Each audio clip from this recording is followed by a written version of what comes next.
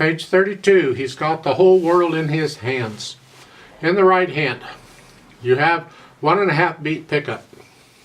So you're coming in on the end of 3. 3 and 4 and 1. 1 and 2 and 3 and 4 and 1 and 2 and 3 and. So in the first full measure there, it's a dotted rhythm, but the short note comes first. 3 and 4 and. Next line, 1 and 2 and. So it gets a little tricky when you have to start playing on the ands. And that's what this last measure, the first line is. It's a 1 and 2 and. Those two notes are on the ands. And this rhythm is all over. So if you can get this here, you've got it. The notes might be different, but the rhythm is pretty much the same. And the right hand gets the melody for the first 3 lines, and then the left hand gets it for the second 2 lines. You notice the double bars at the end of the 3rd line? See, the double bars, remember, are section breaks in music, so we're going into a new section. So what it is you can sing the first 3 lines, and then you get an instrumental here for a couple of lines. Isn't that nice?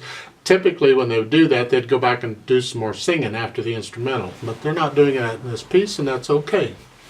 But you're going to bring out the melody. So the right hand gets it the first 3 lines, and the left hand gets it for the last 2 lines, and it's basically the same rhythm, it's just the left hand gets the fun. The way it's written, the way they want you, you're going to be in this position, C position, and you're going to start out here.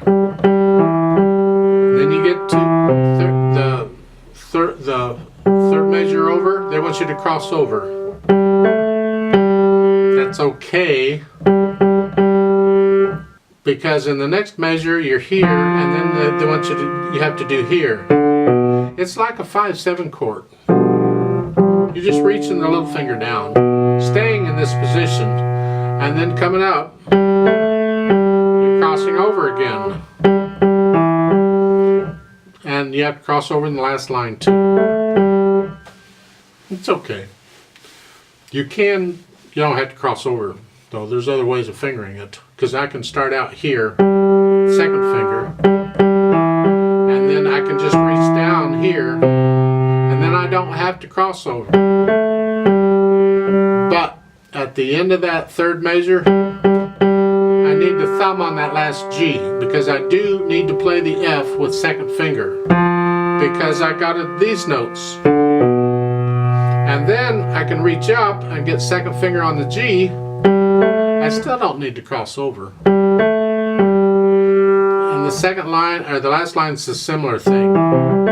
So you experiment with the fingering. Pick one. Make sure you write it in with a pencil, and stick with the fingering you choose, whichever fingering it is. This crossing over is good practice. It's just not necessary. And I don't cross over the thumb if I don't have to. Let's try this out slowly. You go ahead, and you've learned it now, and you've got all these, and I don't explain the chords because these are the 1 and the 5/7 chord and all that. You should know those by now, I'm hoping. If you don't, it's time to learn them. If you're confused about what they are, then you need to ask me, because I can't remember from one method book to the next who really explains these chords and who doesn't. This goes along with a method book Noona put out, and I recorded that ages ago. I don't remember what's in it, and I'm too lazy to go look. So you can let me know if you don't understand these chords, and I'll explain them again.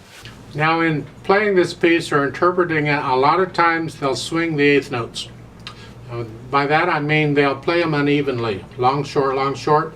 So the counting, instead of 1 and 2 and so forth, it is 1 and 2 and 3. You feel this. It's not a dotted rhythm. It's not a triplet. You feel it.